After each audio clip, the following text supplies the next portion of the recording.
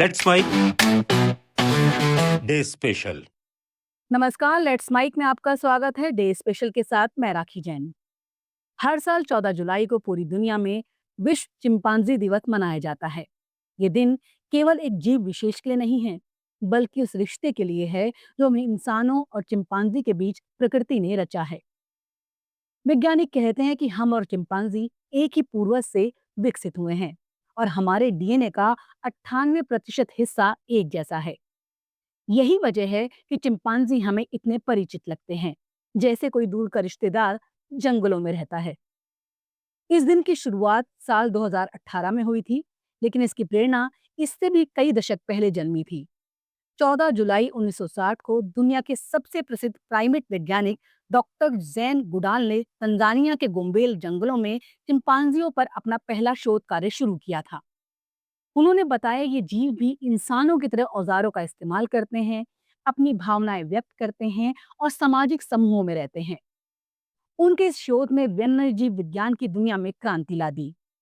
विश्व चिंपांजी दिवस doctor Goodall की इसी ऐतिहासिक शुरुआत की स्मृति में मनाया जाता है।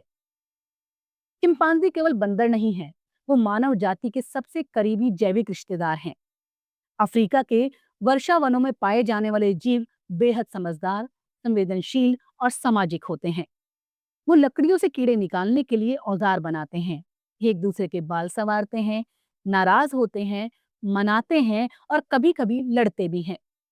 उनके पास एक अलग तरह की भाषा होती है, ध्वनियों, इशारों और चेहरे के भावों के जरिए। लेकिन आज यही जीव गंभीर संकट में है। चिंपांजी की संख्या तेजी से घट रही है। कभी अफ्रीका के लगभग 2 दर्जन देशों में फैले हुए जीव अब बहुत कम जगहों पर पाए जाते हैं। पिछले 100 वर्षों में चिंपांजियों की संख्या 70% से अधिक कम हो चुकी है।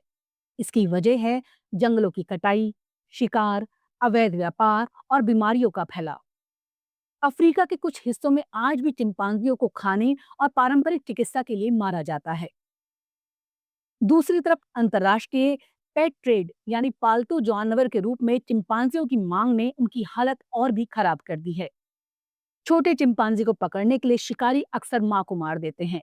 ये न केवल क्रूरता है, बल्कि जैव विविधता के संतुलन के लिए भी विनाशकारी है। चिंपांजी और इंसान के बीच समानता की बातें केवल वैज्ञानिक आंकड़ों तक सीमित नहीं है। उनका व्यवहार, उनका समूहबद्ध जीवन, माँ बच्चे का रिश्ता, सब कुछ हमें खुद की याद दिलाता है। डॉक्टर जैन गुडाल के काम से पहले माना जाता था कि औजार केवल इंसान ही बना सकता है, लेकिन चिंपांजी अपने भोजन के लिए टहनियों को छीलकर औजार बनाते हैं और उनका उपयोग करते हैं। ये प्रमाण है कि बुद्धिमत्ता केवल 2 पैरों पर चलने वाले मनुष्य की विशेषता नहीं है। भारत में चिंपांजी प्राकृतिक रूप से नहीं पाए जाते। ये मुख्यतः अफ्रीका के घने जंगलों में रहते हैं, जैसे कांगो, घाना, युगांडा, कैमरून और तंजानिया। हालांकि भारत के कई चिड़ियाघरों और संरक्षण केंद्रों में इन्हें देखा जा सकता है, लेकिन चिंता का विषय ये है कि हम इन जीवों के संकट के प्रति उतने संवेदनशील नहीं हैं जितना हमें होना चाहिए। विश्व चिंपांजी दिवस हमें सोचने पर मजबूर करता है कि क्या हम केवल इंसानों की दुनिया बचाना चाहते हैं या पूरे इकोसिस्टम को जिससे हम जन्मे हैं। चिंपांजियों का संरक्षण केवल एक प्रजाति को बचाने की बात नहीं है, बल्कि ये हमारी जैव विविधता, पारिस्थितिकी और नैतिक जिम्मेदारी की भी बात है। आज कई संगठन इस दिशा में काम कर रहे हैं। ये संगठन चिंपांजियों के लिए सुरक्षित जंगल, पुनर्वास केंद्र और कानूनी संरक्षण सुनिश्चित करने में लगे हैं। कुछ प्रोजेक्ट्स तो ऐसे हैं जहां जानवरों को बचाकर फिर से जंगल में छोड़ा जाता है, ताकि वो स्वतंत्र जीवन जी सकें। हमें ये भी समझना होगा कि चिंपांजी केवल जंगल में रहने वाला एक जीव नहीं है, बल्कि एक प्रतीक है उस प्राकृतिक बुद्धिमत्ता का जो हमसे अलग होते हुए भी हमें जोड़ती है। यदि हम चिंपांजी को खो देते हैं, तो हम केवल एक प्रजाति नहीं, बल्कि अपने जैविक इतिहास का एक महत्वपूर्ण अध्याय खो देंगे। एक चिंपांजी माँ जब अपने बच्चों को सिखाती है कि खाना कैसे ढूंढा जाए, ये वो शिक्षा है। जब वो एक दूसरे को गले लगाकर सांत्वना देते हैं, वो भावना है।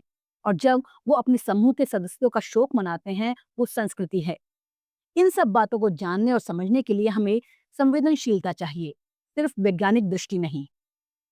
आज जब हम विश्व चिंपांजी दिवस मना रहे हैं, हमें उन छोटे छोटे कदमों के बारे में भी सोचना चाहिए जो हम खुद उठा सकते हैं, जैसे वनों की कटाई रोकने वाले उत्पादों का इस्तेमाल करना, वन्य जीवों के व्यापार के खिलाफ आवाज उठाना और बच्चों को जीव जंतुओं के प्रति संवेदनशील बनाना। ये भी जरूरी है कि हम सोशल मीडिया पर केवल क्यूट वीडियो देखकर संतुष्ट ना हों, बल्कि उनके जीवन की कठिन सच्चाइयों से भी रूबरू हों। चिंपांजी के लिए सबसे बड़ी मदद है उनका स्वतंत्र जंगलों में सुरक्षित रहना। पिंजरे में बंद कोई भी जीव, चाहे वो कितना ही प्यारा क्यों ना लगे, दरअसल एक कैदी ही होता है। अंत में यही कहा जा सकता है कि चिंपांजी केवल जानवर नहीं, हमारी प्राचीन चेतना के साथी हैं। उनकी रक्षा करना अपने अतीत को बचाना है और भविष्य को भी, क्योंकि प्रकृति हमें जोड़ी में बनाती है, हम अकेले नहीं बच सकते। आज डे स्पेशल में इतना ही। 14 जुलाई चिंपांजी दिवस पर बस इतना याद रखिए, उन्हें बचाइए ताकि हम इंसान बने रह सकें। आप सुन रहे थे लेट्स माइक की विशेष प्रस्तुति। इस पर आपकी राय का रहेगा इंतजार। लेट्स माइक के कमेंट बॉक्स में जरूर बताइएगा। आप सब लीक से हटकर बनाए गए हमारे कार्यक्रम पसंद करते हैं, इसके लिए आपका दिल से आभार। चैनल को लाइक और सब्सक्राइब जरूर करिए और जुड़े रहिए लेट्स माइक के साथ। नमस्कार। आप सुन रहे थे let's mic more than radio. Follow कीजिए हमें हमारे सोशल मीडिया प्लेटफॉर्म्स पर। It's time for news. It's time for more than radio. Presenting the first radio news app, Let's Mic. Let's Mic, a news-based app on your phone where you get to watch and listen news, talk shows, interviews, radio show podcasts.